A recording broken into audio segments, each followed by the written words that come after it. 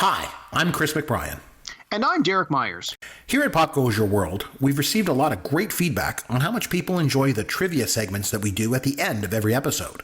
So we've decided to go back and put together compilations of the Fun with Yancy and Fun with Caveman segments we've done over the years as a set of bonus episodes. We hope you enjoy the fun. Episode 64, Rounders Movie Review. Fun with Yancy. Because I consider Texas Hold'em poker to be a fad from the 90s, I want you to just run with me on this. Okay? Okay. And you guys are millennials, so I'm going to have some fun from your childhood. Okay? I'm going to give you some trivia questions based on other fads of the 90s as well. Okay? You guys both. This is quite the stretch, even for you, Chris. Yeah. So this should be a snap for you guys to get. You guys were kids in the 90s, you know, you're growing up. So fads were like all the rage when you were a kid, right? So here's the thing. I'm going to give you some questions on 90s fads, see how well you do. Okay? Okay. In the 90s, guys, the acronym WWJD became popular. What does WWJD stand for? What would Jesus do? Yes. Congratulations. That's right. What would Jesus do? Hallelujah. Okay, so this 90s fad, gentlemen, started in Hawaii by kids flipping milk bottle caps. But soon it caught on with people as collecting the caps rather than playing with them. What's the 90s fad? Pogs. Pogs. Yes, very, very good. Okay, so every generation, every decade really, has a very popular hairstyle. The 70s had the Farrah. You know, the 80s had the mullet and the Jerry curl. Oh, both wonderful. And the 90s had a hairstyle made popular by a sitcom. Gentlemen, what was the name of the hairstyle that swept the 90s? I don't know. Is it the Ross Geller? I don't know. No. Is it Saved by the Bell? I don't know. The Rachel was the name of the hairstyle. Oh, I was close. I had the right show. You had her boyfriend. Congratulations. Oh, man. Okay, so this 1990s exercise fad, gentlemen, was comprised of a bent metal tube that had a spring in it that was hawked on TV by Suzanne Summers. Can you name this 90s fad? Come on, Sammy. You placed it between okay, guys, I'll give you a hint. You placed it between your knees and you compressed the spring to get a quote-unquote workout. Oh man, this is like I remember shake weight. I remember seeing it. I just don't know what the name was. Is it like a Bowflex or like a Powerflex or something? No, it was the Thigh Master. The Thigh Master. Okay, guys, the Spice Girls. They epitomized the concept of the word fad in the 90s, right? What was the real name of Baby Spice? Baby Spice, believe it or not, that wasn't her real name at birth. What was her real name? What? Who cares? I don't know. Yeah, don't ruin this for me. I only know Baby Spice. Okay, it was Emma Bunton. Okay. Okay, here's a 90s fad for you, the Macarena. You guys remember the Macarena, right?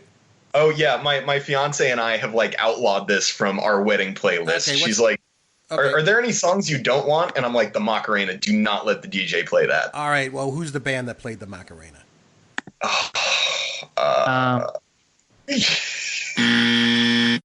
No idea. You guys are supposed to be like, millennials and 90s and all this stuff. It's Los Del Rios, okay? Last week on the podcast, Yancy, you mentioned something, and you mentioned Linkin Park. So I'm going to throw an easy one at you, because Linkin Park was very famous, as you mentioned last week, for fusing heavy metal with other music styles, right? So Correct. They came up with sort of a new music genre. You know, it featured artists also like Korn and Limp Bizkit, right? What's that new music style called? What was the name given to that music style? It's either rap rock or new metal. New metal. Congratulations. I give you that. Yes. I would have accepted aggro metal as well. So that's cool. I knew Yancy would get this. He had it in the bag. Anything music, he's on top of it. Yancy, but it's new. It's new spelled N-U, so it's like super edgy. Exactly. Yes. It's you millennials, I tell you. Ooh. Okay, so Yancy, you mentioned Saved by the Bell, so I'm going to end you on a Saved by the Bell question, because nothing screams 90s fads more than the TV hit, and I use that term loosely, gentlemen, Saved by the Bell. So, gentlemen, Saved by the Bell ended its illustrious run on TV with a movie that featured the marriage of Zach and Kelly. Yancy, Sammy, can you name the title of the movie that marked the finale of Saved by the Bell? I cannot. I'm surprised. I thought you guys would know. It was Saved by the Bell Wedding in Las Vegas, which is where you guys are going to play the World Series of Poker. So, it would have been a nice night in there. But that was a really fitting end right there. It was the thing that came before Saved by the Bell, between that and Saved by the Bell, the college years. No, it actually came after I liked Saved by the Bell, the college years, and it only lasted 1 year, and then it got canceled, and they made this movie after the college years. Oh, really? Yep, they ended with Saved by the Bell, wedding in Las Vegas. They all went to Vegas, and like I say, Zach and Kelly got married. It was really dumb. And at the very, very end, I remember Lisa and like the principal all made an appearance. It was really bad. Episode 65, One Flew Over the Cuckoo's Nest, movie review. Fun with Yancy. All right, so it's over to you. If you want, you can pepper me with some trivia, and I'll do my best to answer it.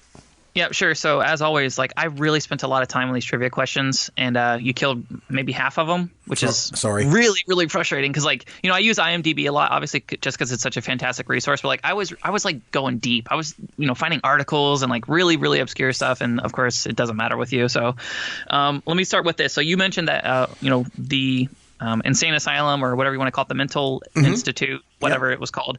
It was in Oregon, which was correct.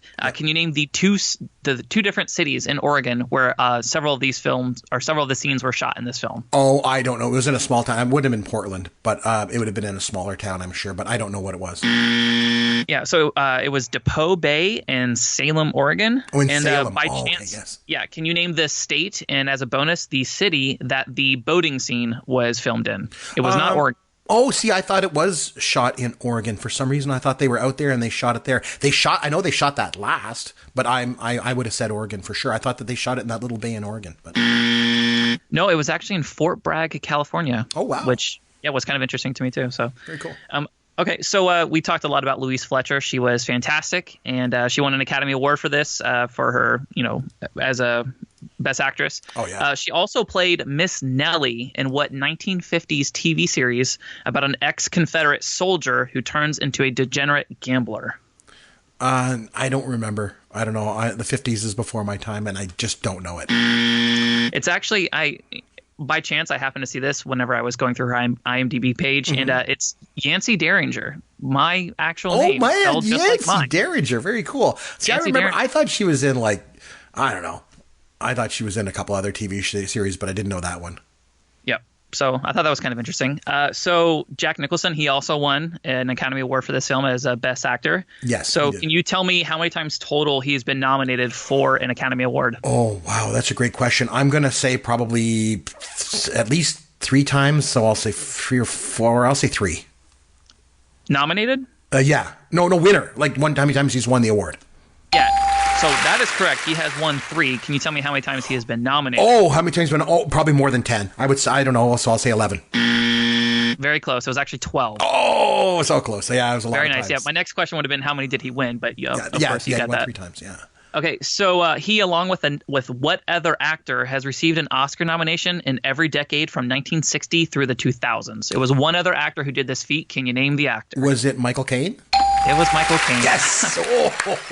Oh, yeah. By the way, Michael Caine, Michael Caine is in everything. We always say that on the show. It's He's in so everything. wild. Yeah, he's in everything. He's been in probably 3 or 4 movies that you and I have done for reviews. Yep. Just us. Yeah. I know. He's great. What other questions do I have? Okay, so the cast in this film obviously is amazing. It's incredible, and like you said, a lot of actors got their starts in this. Some of them, never really did anything else, or they became typecast. But for this particular movie, like they really nailed the casting. Oh yeah, they're great. So Jane Feinberg, that was the name of the casting director of this, and she also has 149 other credits to her name as casting director. Can you name at least 3 other films that she has been a part of? As a casting director? I don't know. Yes. I'll say that she worked with Nicholson again, so I will say I'll go with Terms of Endearment, and I'll say As Good as It Gets, and what's another one that he did? Let's go with Batman.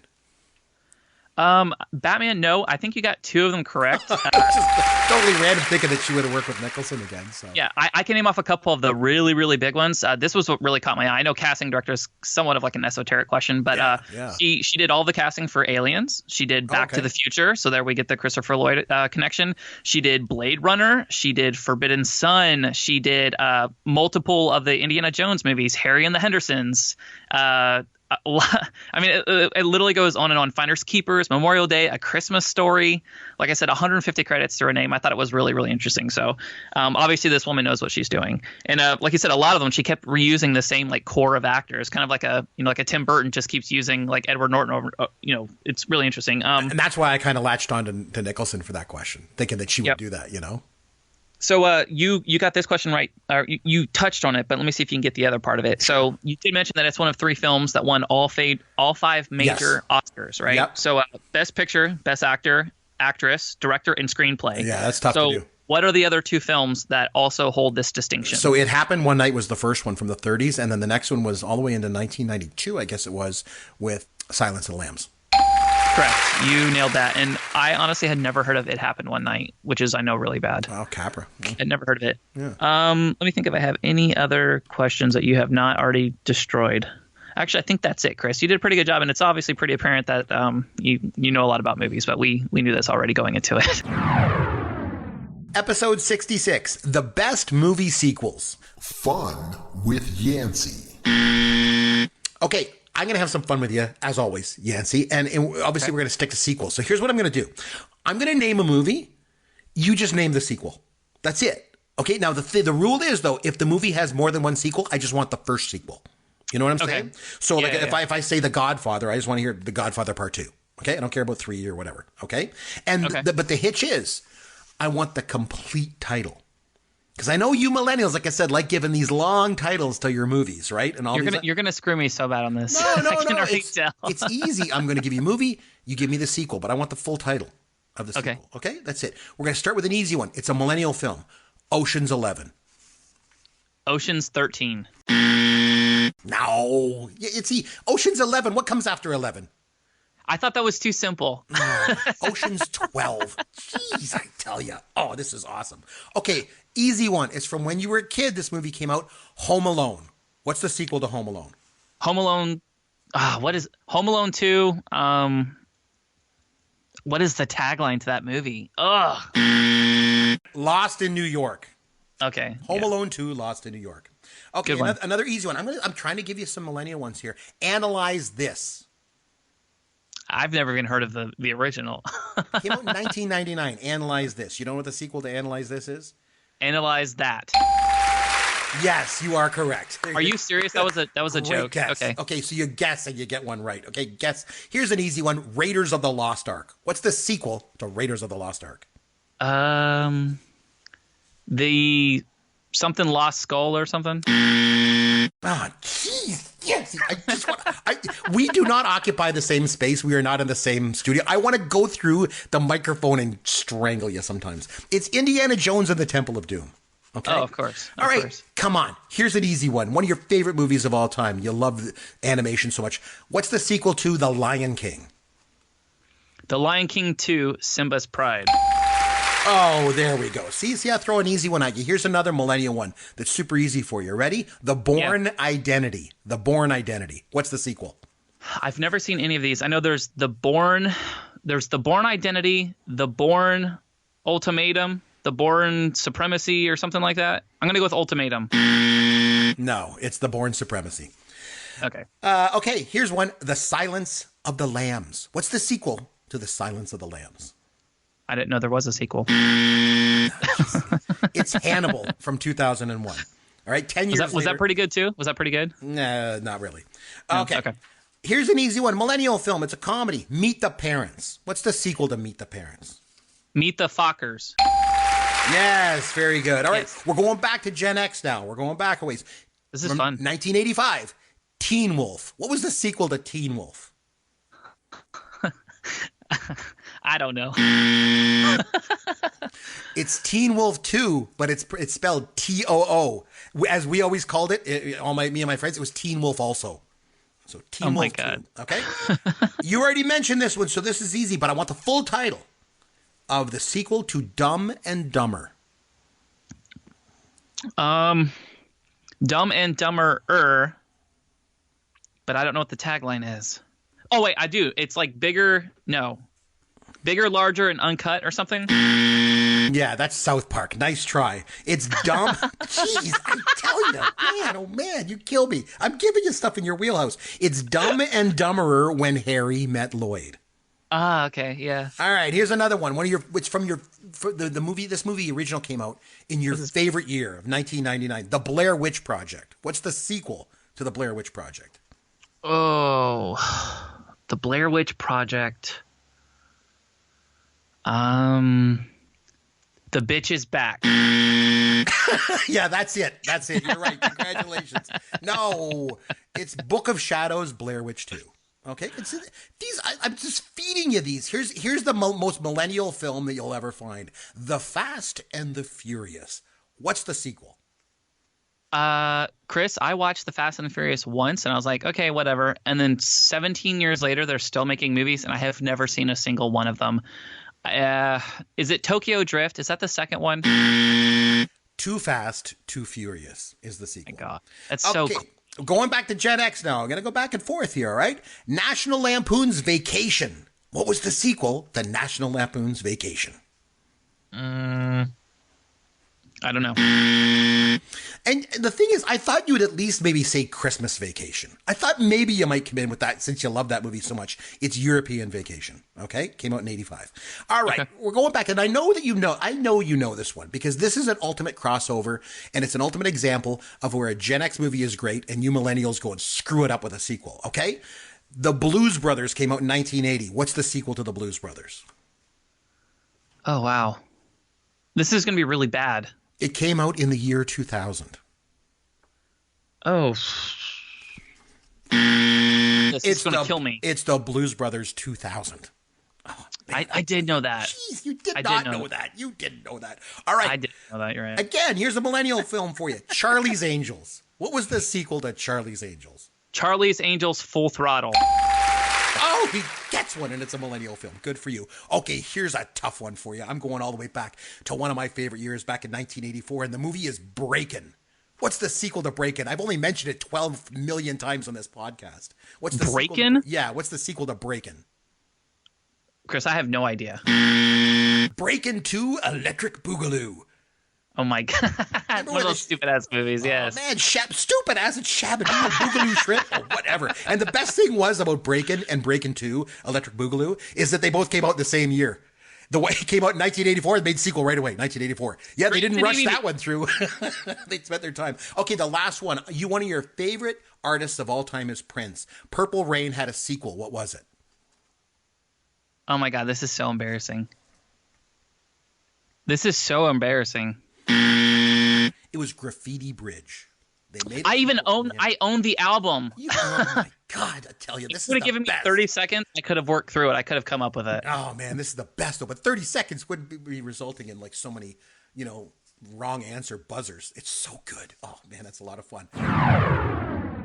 Episode 67, The Lobster Movie Review. Fun with Yancy. Okay, so Yancy, obviously, I dislike this movie, and I apologize for that because it seems like it's a regular theme on the show. You make me watch a movie, and I don't like it. I'm sorry. I want to. I want to come in and love the movie, but it makes it better, I guess, if I don't. But makes better radio, quote unquote, right? But so I really struggled with putting together trivia for this week because I was like, well, what am I going to do? Ask questions about this movie? I mean, it's an obscure movie with an obscure director and a bunch of obscure actors in it. So I didn't really know what to do. So then I kind of thought, well, the movie is called The Lobster. So, it's named after, it has an animal in the title. So I thought, let's have some fun. Because, because I had very, very, very little fun watching this movie. So as a result, I want to have some fun come out of it for us. Or for me. So I decided what I'm going to do is I'm going to give you, we're going to talk about movies that have an animal in the title. Okay, Yancy? It's super easy trivia for this week. I'm telling you what I'm going to do. I'm going to give you the year that the movie is released. And I know that you, as a millennial, you young millennial, you like using the IMDb, the Internet Movie Database. Correct. So I'm going to give you the year the movie was released, and I'm going to give you the IMDb synopsis. I like this. And all you need to do is name the movie. And it should be easy because the clue on each one, there's an animal in the title. Okay? So you got every movie there is an actual animal. Every movie that I'm going to give you has an animal in the title. Okay? Okay, I like this. Let's do this. This seems easy enough, but I know I'm not going to do very well in this. Okay. So no worries. I give you the year and the IMDb synopsis. So I'm going to start with this one. 1995. Going way back. But you're going to like it. Because in a future world devastated by disease, a convict is sent back in time to gather information about the man-made virus that wiped out most of the human population on the planet. Man, I feel like I should know this, Chris, but I don't. Yeah, it's right up your alley. It's 12 Monkeys. 12 Monkeys. I've never seen it. No, well, you should watch it because that's right up your alley, right? Okay, 1997. All right? A National Geographic film crew is taken hostage by an insane hunter who takes them along on his quest to capture the world's largest and deadliest snake. Anaconda? Yay! Anaconda. Remember, animal. It almost seemed too easy. Yeah. Animal in the title. It's an easy one, right? Okay, this is a little bit more in your wheelhouse, all right? 2011. Young Albert enlists to serve in World War I after his beloved horse is sold to the cavalry. Albert's hopeful journey takes him out of England and to the front lines as the war rages on. I don't know, Chris. It's right in there. It's right in the description. It's War Horse. War Horse. Okay. Yep. 1996. Come on, this is going to be an easy one. This is because how old were you in 1996? I was, math is hard, 8. 8. Okay, so this is you would have liked this movie at the time. A woman. No. Wait, I'm doing the math wrong. I was born in 1988. All right. Yeah. Yeah, so you're 8 years old, okay? When you're 8 years old in 1996, this movie came out. A woman kidnaps puppies to kill them for their fur. But various animals then gang up against her and get their revenge in slapstick fashion. Name the movie with the animal in the title from 1996. This is 101 Dalmatians. Yay! See, you can do this. Right in your wheelhouse. There you go. All right, I'm going way back. Way back. But it's 1981. But I'll give you a hint, too. Not only is there an animal in the title, it's an animated film, okay? Two childhood friends find themselves forced to become enemies, Yancy. In 1980. I know this. What is it? I know this. It's one of my brother's favorite movies growing up, one of my favorite animated movies. It's The Fox and the Hound. Congratulations. It is The Fox and the Hound. Way to go. That is a sad movie. It's good, though, isn't it? Yeah. There's something I was just saying to my son the other day. There's a big difference between hand-drawn animation and computer-generated animation, and there's just something about hand-drawn animation that does it. Okay, 2006. Again, right in your wheelhouse, right in your generation. An FBI agent takes on a plane full of deadly and venomous snakes, deliberately released to kill a witness being flown from Honolulu to Los Angeles to testify against a mob boss. Snakes on a plane. You got it. Congratulations. It's Snakes on a Plane. Okay, I'm going to go back. So this is a good one, I think. 1992. After a simple jewelry heist goes terribly wrong, the surviving criminals begin to suspect that one of them is a police informant. Give it to me one more time. After a simple jewelry heist goes terribly wrong, the surviving criminals begin to suspect that one of them is a police informant. 1992, animal in the title. People are screaming at their iPhones right now. The Mole or something. I don't know. No, it's Reservoir Dogs.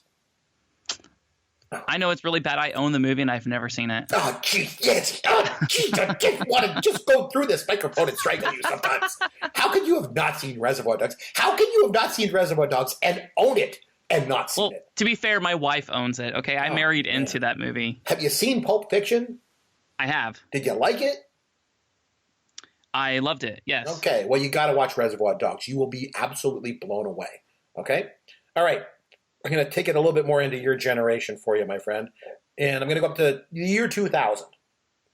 A young Chinese warrior steals a sword from a famed swordsman and then escapes into a world of romantic adventure with a mysterious man in the frontier of the nation.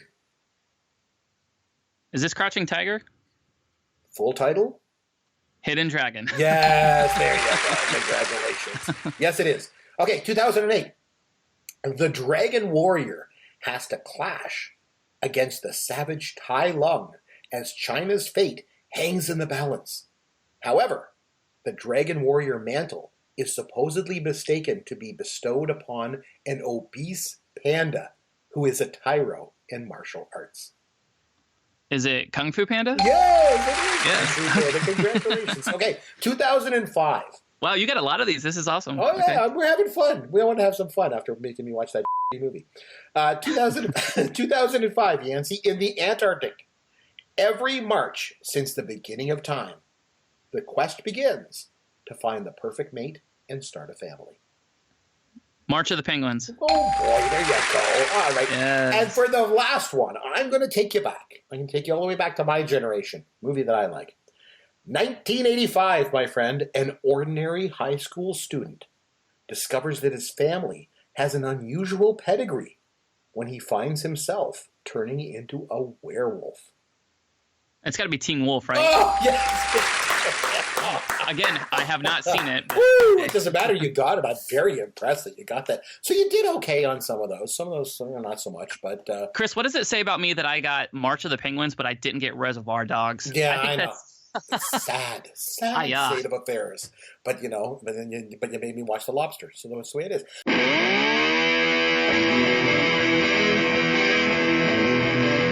Thanks for listening to Pop Goes Your World. You can contact Chris and Derek at popgoesyourworld.com. Please take a minute and review the podcast on iTunes or wherever you download and listen to the show.